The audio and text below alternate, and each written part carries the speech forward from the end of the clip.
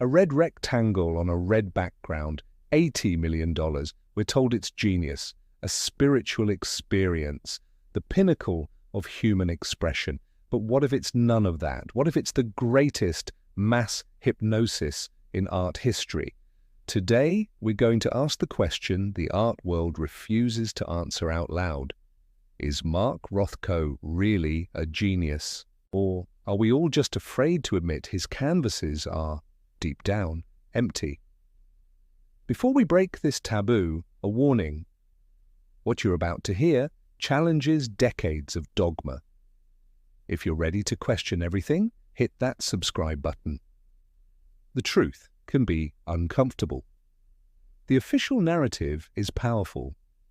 Critics and curators teach us the gospel of Rothko. His colors are not just colors. They are portals to tragedy, ecstasy, doom.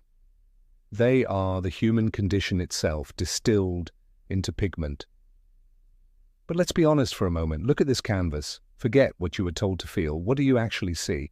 Do you see the tragedy of existence, or an empty use of color? An aesthetically pleasing composition perhaps, but one devoid of any inherent content. Is Rothko's genius not on the canvas, but in the incredible marketing campaign that surrounded it? And that's where we get to the second pillar of this cult, the critical shielding around the experience. Try saying in an art circle that you felt nothing looking at a Rothko. The response is immediate and predictable. The problem isn't the artwork, the problem is you. You aren't sensitive enough. You didn't surrender, you didn't meditate long enough in front of the canvas. It's a brilliant form of intellectual intimidation. They've created an impenetrable fortress where any criticism is dismissed as a failure of the viewer. The work is infallible, a sacred idol. To question it is blasphemy. You're not looking at a painting, you're participating in a test of faith. This leads us to the central mechanism of this hypnosis, the cult of passivity. To get the Rothko experience, you are instructed to empty yourself, sit down, be silent, don't think, don't analyze, don't question, just receive. You must become a passive vessel so that the canvas's magic can fill you. But what kind of art requires you to turn off your brain for it to work? This isn't engagement, it's submission. It's a form of aesthetic brainwashing, where a lack of stimulus is rebranded as depth. You aren't connecting with the work, you are surrendering to the suggestion that there is something there to connect with.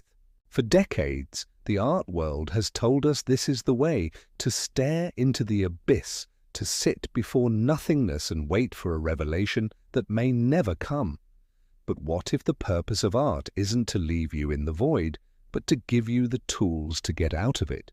What if, instead of passivity, art could offer knowledge? This is where the choice becomes clear. While Rothko offers you the void, we offer the initiation. Initiation doesn't demand that you empty yourself, but that you fill yourself with symbols, with history, with context. It's the difference between being a passive spectator and an active participant in the mystery.